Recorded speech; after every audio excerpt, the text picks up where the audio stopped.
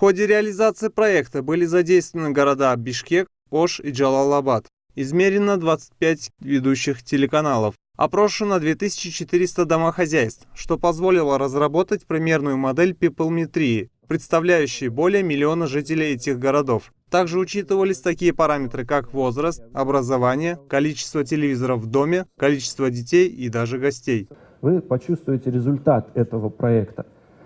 Простой человек будет видеть улучшение контента. Телеканалы будут знать, во что вливать деньги, будут стремиться улучшить свой контент и будут понимать, с какой аудиторией работать, будут понимать, что именно они хотят донести до своих телезрителей и кто является их телезрителем.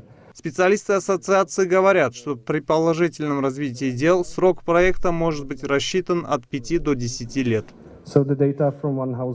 При включении телевизора оборудование спрашивает, кто из членов домохозяйства собирается смотреть. А если пришел гость, то выбирается и его профиль. До отключения телевизора записываются данные, которые показывают отчет, сколько каналов пролистано, как долго просматривали передачи и рекламы выбранных каналов. В базе анализов насчитываются личные предпочтения более 1000 людей разных возрастов, пола, образования, родного языка общения и места жительства.